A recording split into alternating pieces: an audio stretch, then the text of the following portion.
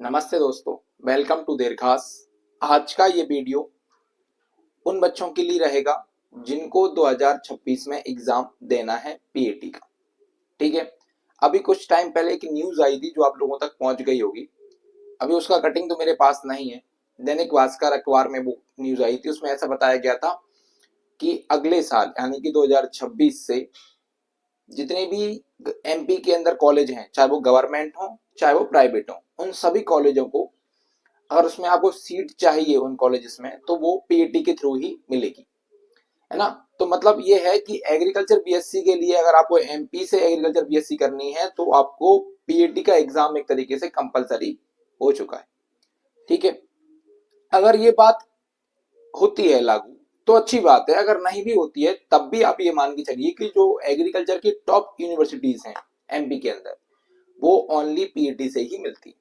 तो आज हम ये बात करेंगे कि आप 11th के स्टूडेंट हो, आप 12th के स्टूडेंट हो, आप ड्रॉप आउट हो, आप कैसे पीएटी की तैयारी कर सकते हैं, पीएटी होता क्या है, क्या सिलेबस होता है, इन सारे ही टॉपिक पे हम बात करेंगे। एक ही वीडियो में आपको सारी चीज के बारे में पता चल जाएगा, क्योंकि इसका हमने नाम रखा है। आप देखो यहाँ पे जो इंग्लिश मीडियम में लिखा हुआ है, इंग्लिश में लिखा हुआ है, तो जो हिंदी मीडियम के बच्चे हैं वो घबराए नहीं, आपको एक एक बात समझ में आएगी सारे ही बच्चों को।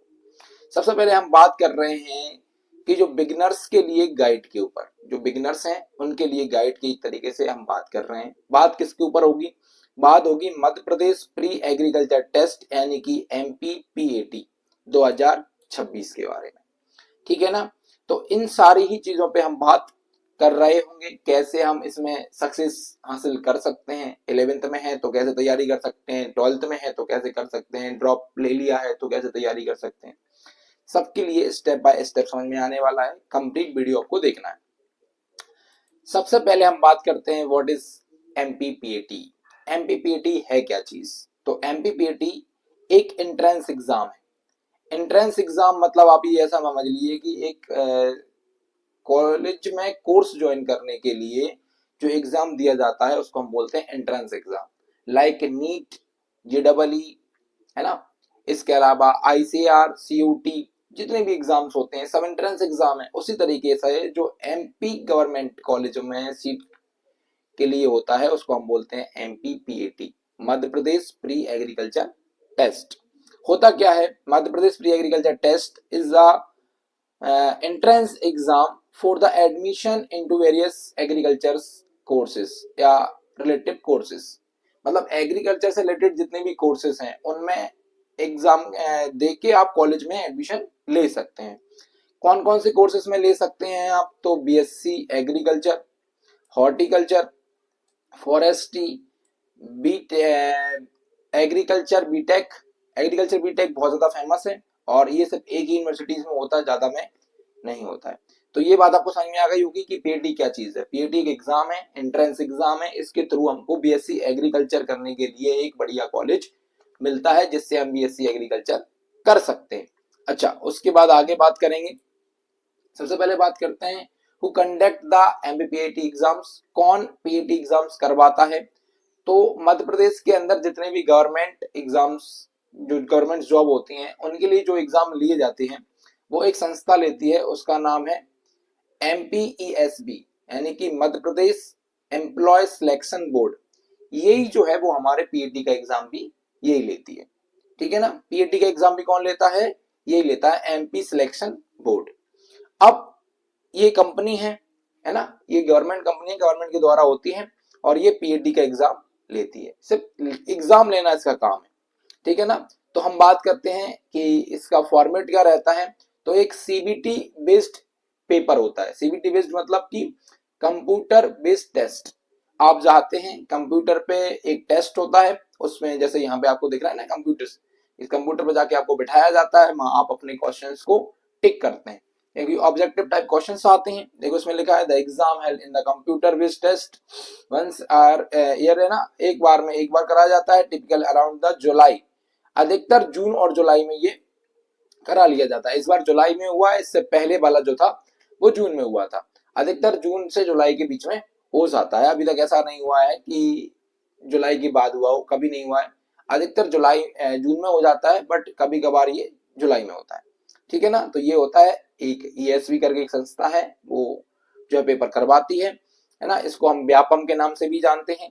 पेपर एक कंप्यूटर बेस्ड होता है ना, कंप्यूटर पर टेस्ट लिया जाता है, 200 नंबर का पेपर होता है जिसमें ऑब्जेक्टिव लगे होते हैं। इस पे भी हम आगे बात करेंगे, माइनस मार्किंग होती नहीं है, ठीक है ना। चलिए, सिलेबस क्या रहने वाला वो भी हम बताएंगे आगे। अच्छा, कौन कौन पात्रता में कौन कौन आता है, कौन कौन पेपर दे सकता है। तो सबसे पहले तो आप 12th पास होने चाहिए, अगर 12th पास नहीं है तो अपेयरिंग होनी चाहिए, मतलब जो 2025-26 में 12th क्लास में है वो भी फॉर्म भर सकते हैं, जिन्होंने पेपर दे दिया है वो भी फॉर्म भर सकता है। बस 11th वाला फॉर्म नहीं भर सकता, 12th वाला बच्चा फॉर्म भर सकता है। मतलब जो बच्चे अभी 12th में पढ़ रहे हैं तो जो पेपर आएगा वो तो देंगे ही, इसके अलावा जो इस बार 11th में वो 12th में आ जाएंगे तो वो भी पेपर दे पाएंगे, क्योंकि इस बार लेट हो गया था एग्जाम। तो इस बार जो बच्चे जस्ट 12th में आए थे उन्होंने भी एग्जाम दिया है, हमारी ऑफलाइन बच्चे से कई बच्चों ने एग्जाम दिया है, ठीक है ना। इसके अलावा हम बात करते हैं कुछ चीजें, सब्जेक्ट कौन कौन से हैं वो दे सकते हैं। तो सबसे पहला होता है एग्रीकल्चर ग्रुप, जिन्होंने एग्रीकल्चर से ही 12th कर रहे हैं, एग्रीकल्चर से ही 11th कर रहे हैं, वो इसको एग्जाम को दे सकते हैं। इसके अलावा जो बायोलॉजी से PCB से 12th कर रहे हैं वो दे सकते हैं।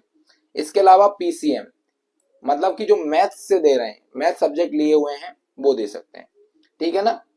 तो ये 3 जो कैटेगरी होती हैं यही अकेला एग्जाम दे सकता है, इसके अलावा और कोई भी सब्जेक्ट वाला बच्चा एग्जाम नहीं दे सकता है, ठीक है। मैंडेटरी क्या है, तो अगर आप मध्य प्रदेश के मूल निवासी, एक सर्टिफिकेट बनता है हमारे पास होता है मध्य प्रदेश के मूल निवासी, अगर आप मध्य प्रदेश के मूल निवासी हैं तो ही आप ये एग्जाम दे सकते हैं, क्योंकि ये मध्य प्रदेश वालों के लिए ही होता है PAT, है ना। PAT किसके लिए होता है, मध्य प्रदेश वालों के लिए। और बाकी अगर और किसी राज्य का बच्चा मध्य प्रदेश के कॉलेज में आना चाहता है तो उसे ICR देना पड़ता है। हमको PAT, क्योंकि हमको सरकार चाहती है कि हमारे बच्चों को ही हमारे कॉलेजेस में, ठीक है ना, इसलिए। चलिए आगे चलते हैं। हाँ भैया, एग्जाम के बारे में बात कर लेते हैं कि, है ना, एग्जाम पैटर्न को समझते हैं कि एग्जाम पैटर्न क्या होता है। यहाँ पे थोड़ी कुछ चीजें गलत लिखी हुई हैं, जैसे ये 100 मार्क्स में इसको सही कर सकता था, मैंने जानबूझ के नहीं किया, उनकी वहीं पे बच्चों के साथ बात करेंगे। ये गलत लिखा हुआ है, ये गलत लिखा हुआ है, ये 2 चीज।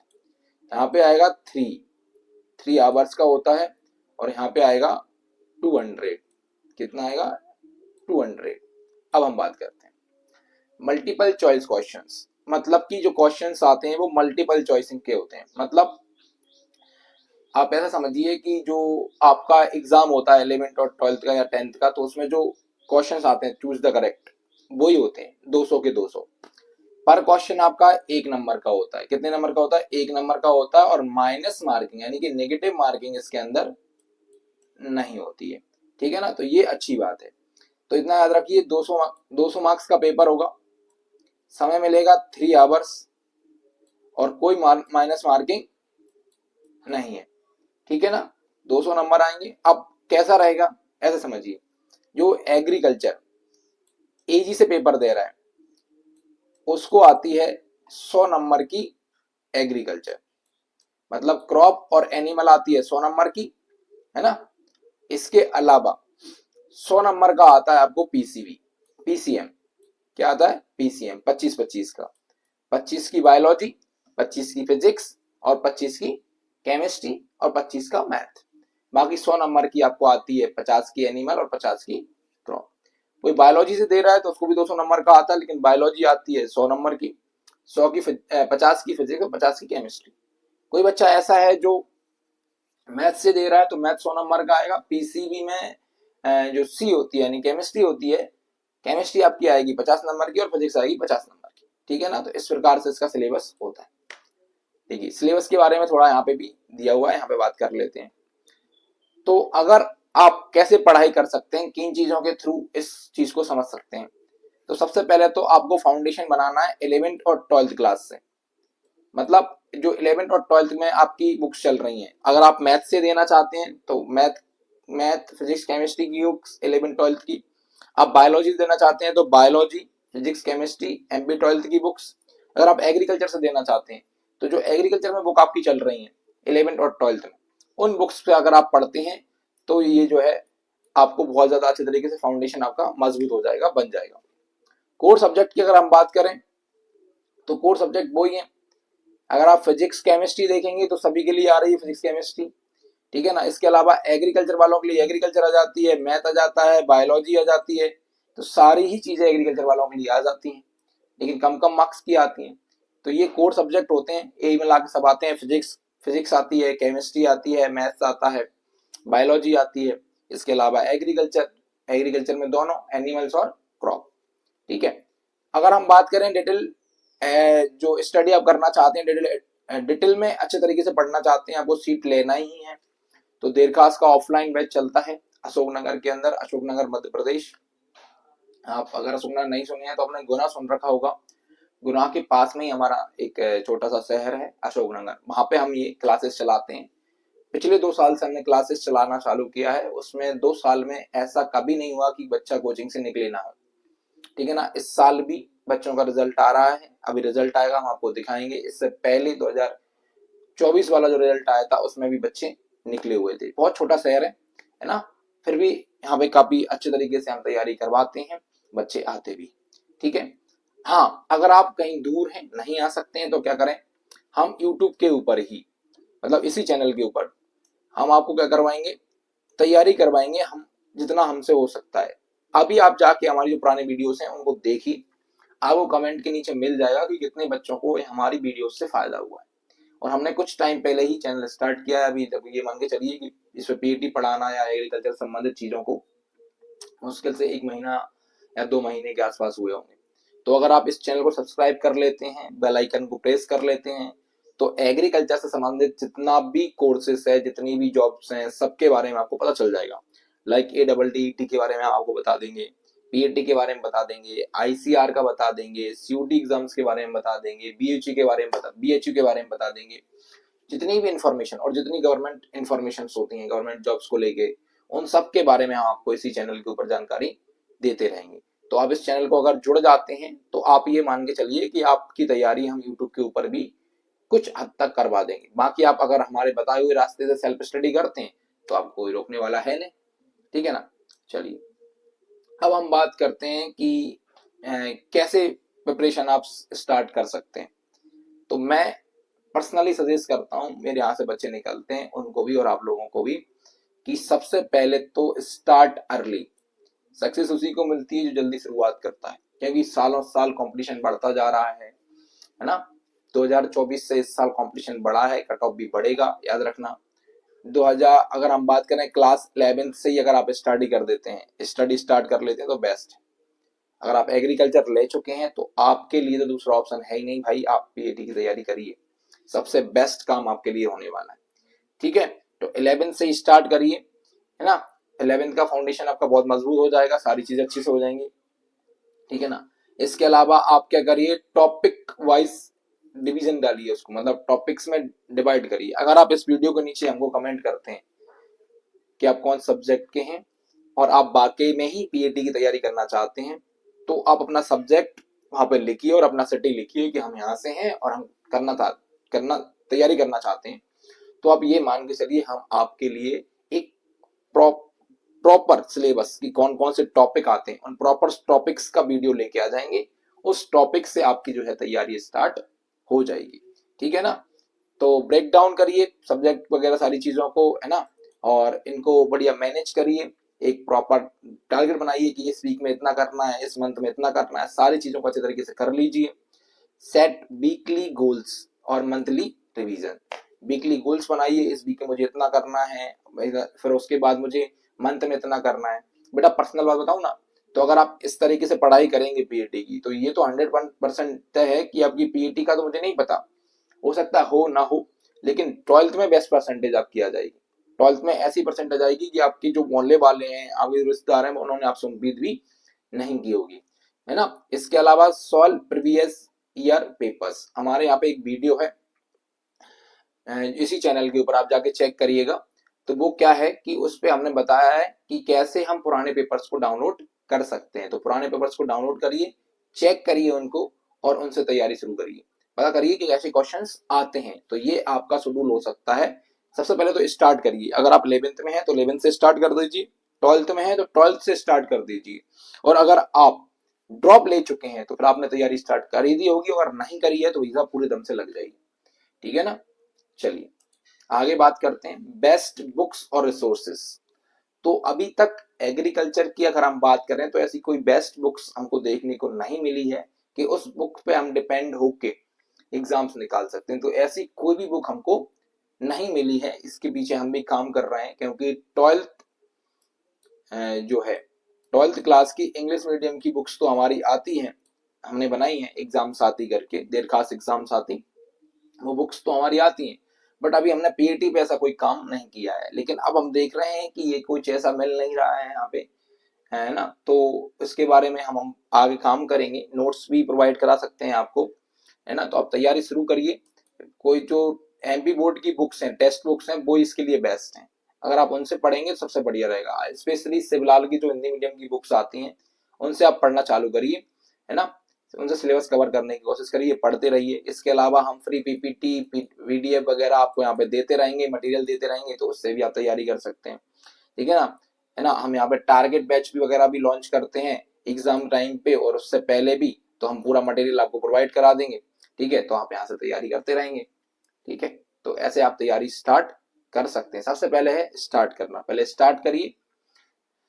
हाँ भैया, हम बात करते हैं importance of PYQ and mock test की। भैया जो पीवाईक्यू है उनका क्या रोल है इस एग्जाम के अंदर, और जो मॉक टेस्ट होते हैं उनका क्या रोल हो सकता है। तो भैया पीवाईक्यू मतलब होता है प्रीवियस क्वेश्चंस, मतलब जो पुराने सालों में क्वेश्चंस आए हैं वो, ठीक है ना, वो होते हैं। तो अब हम बात करेंगे, अगर आप इन पीवाईक्यूज को लगाएंगे तभी तो वो पता चलेगा कि एग्जाम में क्वेश्चंस कैसे पूछे जाते हैं। देखो क्या होता है, हम यहाँ पे थ्योरी पढ़ाएंगे आपको, मान लीजिए पीवाईक्यू भी लगवा देते हैं, मान लीजिए एमसीक्यू भी लगवा देते हैं, तो क्वेश्चन रिपीट थोड़ी होता है। बहुत कम क्वेश्चन ऐसे होते हैं जो रिपीट होते हैं, है ना, बहुत कम, रेयर केस में क्वेश्चन रिपीट होते हैं।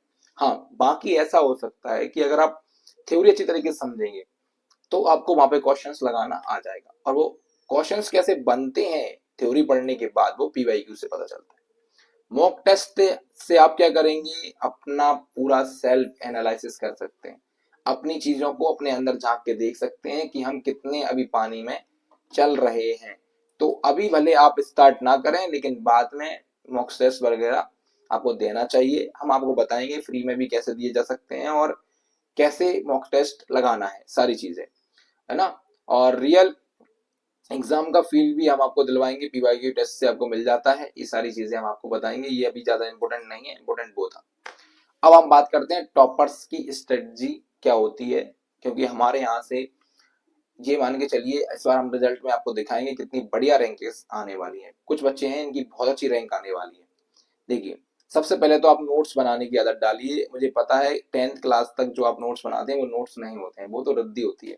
पहले से नोट्स बनाने की आदत डालिए, बढ़िया बेहतरीन नोट्स बनाना चालू करिए, ठीक है ना, और उनको पढ़ना चालू करिए। इसके अलावा रिवाइज करिए वीकली, रिवीजन ही सक्सेस की होती है भैया। सबसे पहले रिवीजन करना चालू करिए, रिवीजन करते करते उनको अंडरस्टैंड करिए चीजों को, ठीक है।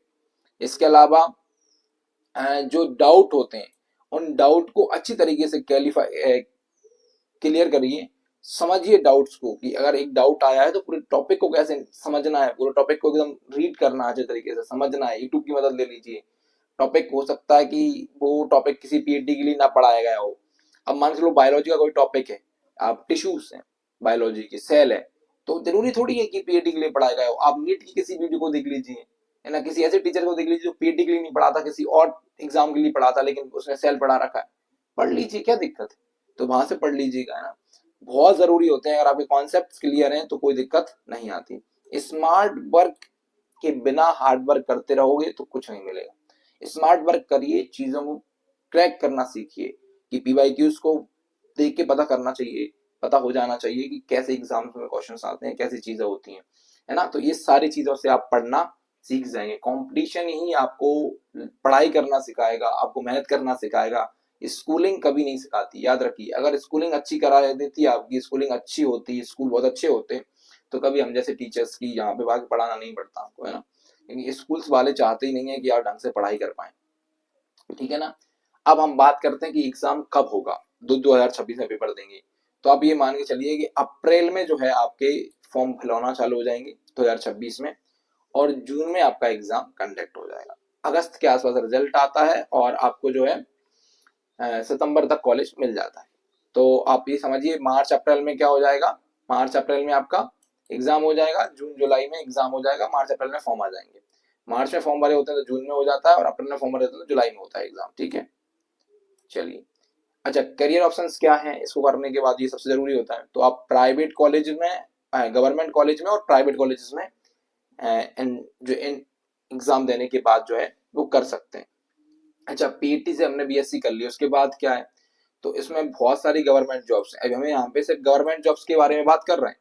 कृषि विभाग में जॉब मिल जाती है, नाबार्ड में मिल जाती है, एडीओ में मिल जाती है, एग्री ऑफिसर्स बन जाते हैं आप, फूड इंस्पेक्टर बन जाते हैं, एसआई बन जाते हैं, एसआई बोले तो सीड इंस्पेक्टर्स।